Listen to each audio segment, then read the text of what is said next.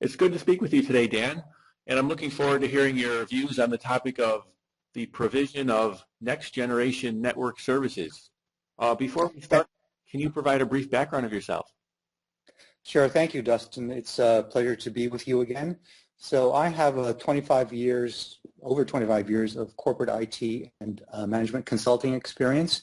Currently, I run a private hedge fund that focuses on technology companies. And from time to time, I also take on special corporate IT projects. Thanks. Well, my first question is, what is the next generation network? So the next generation network is a rapidly emerging network architecture. It really has origins over 20 years with the development of the internet.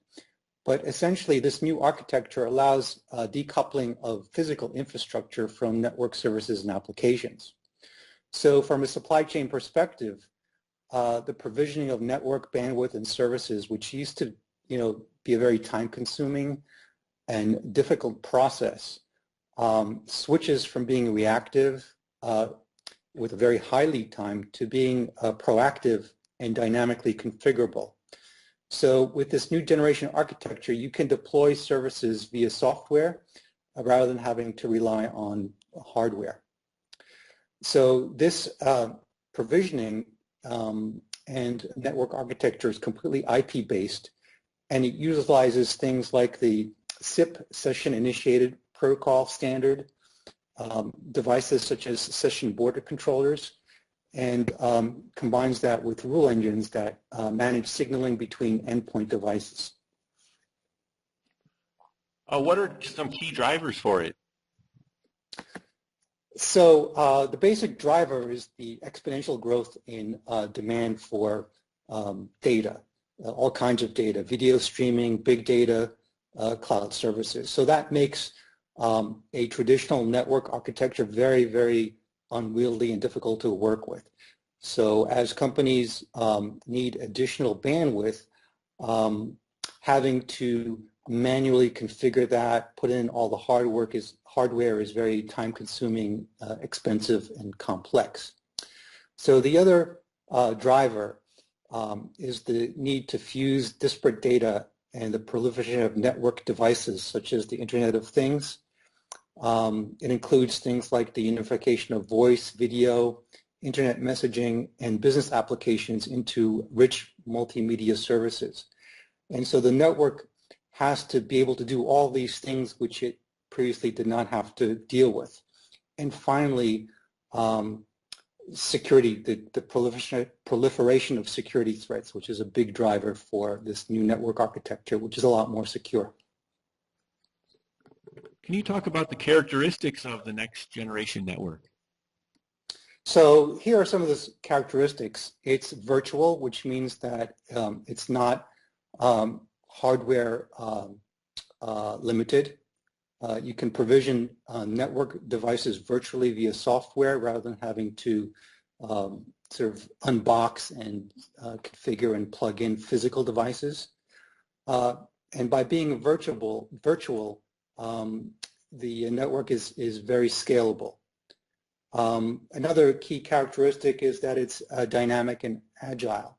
So you can change the behavior and configuration of the network on the fly. And that's based on rules-based policy enforcement and intelligence. So intelligence is built into the network, whereas previously you had to configure things manually and the network remained very static and dumb in a sense.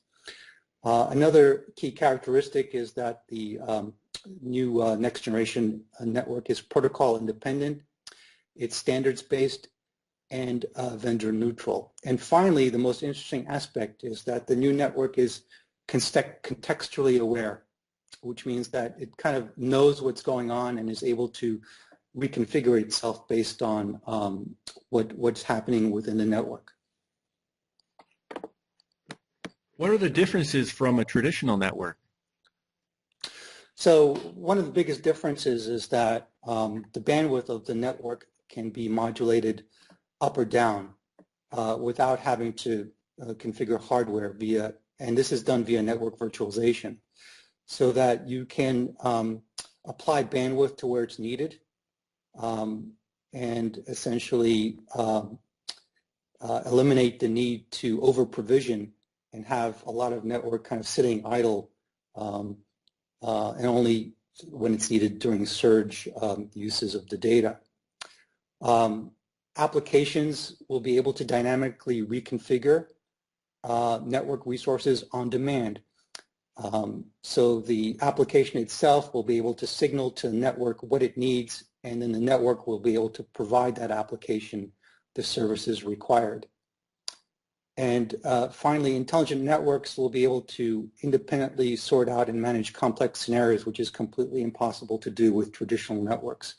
So when you have a lot of things going on at the same time over a given network, the rules engines and some of the intelligence and self-awareness of this next generation network, we will be able to understand and handle the priorities and the intent of the network designers on how these things are managed. And then can you provide, for example, 3 use case examples? Sure. So I thought one interesting use case would be for a healthcare provider that needs to provide continuous staff training. And, you know, these days with things like Ebola and other threats, you need to provide a lot of training for your health professionals. And a lot of that is video-based. It's also interactive and typically sourced from a third-party vendor. So all of a sudden your network has to accommodate this tremendous bandwidth of video, which typical traditional networks are not designed to handle. So in a traditional network, that typically creates a crisis. So either the you know, when somebody tries to load one of these video training sessions, the network all of a sudden bogs down and slows down. It interrupts, let's say, voice services or data services for other applications, and it becomes a big mess. And so to sort that out, you need to provide a lot more bandwidth, you know, put in a lot more hardware, need to, you know, call the service provider and get more network. And you might not need that all the time. So you need to over-provision for essentially a surge situation. So in this case, having the next generation network based on the rules that you put into the network, the system will know that you're running a training session. That training session is important, and therefore it might degrade or limit some other bandwidth temporarily to allow for the training to proceed smoothly. And then when it's over, reinstate that network and kind of switch allocation of resources on the fly. And this would be, you know, very, very helpful for that company because you could have training and other services running at the same time. And based on various rules that you put in, you can align those rules to coincide with training schedules. But the system could also be smart enough to know that if this CEO needs to have an important conference call, then it might degrade the training session so that the CEO would have priority over the training. Another use case might be a call center that needs to fuse and orchestrate both internal and external data to provide best-in-class customer service. So it might need to get into a legacy ERP system, get supply chain information, and then it might need to go outside of that legacy system and go onto a social network to get information about the customer. And finally, it might need to go to some cloud service and get some external data and fuse all of those things and provide those in a real-time basis to the customer service rep so that they can provide best-in-class customer service. So traditionally doing that with a legacy network could cause a lot of bottlenecks. The legacy ERP system could bog down. The network might not have enough bandwidth to go outside and get cloud services. And so it could become a very painful experience, to be on the phone with a customer waiting for all this data to be orchestrated.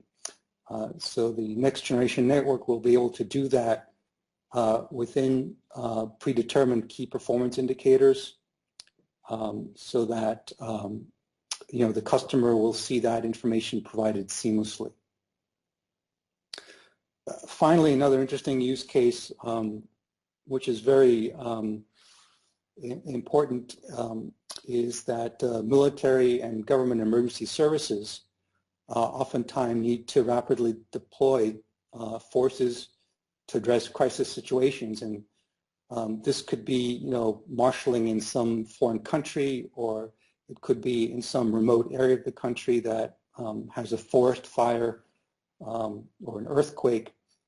And so all of a sudden you need all of these units to come together and communicate, and they may not have worked together in a particular context. So by having a configurable network that you could put up on the fly, that is able to work across various protocols and codecs, which a hardwired physical network would find very, very difficult to do. You now have the capability, using this next generation system, to provide network services when they're needed in the crisis. So in all these three scenarios, having a virtual, dynamically configurable, and smart network enables all of these use cases.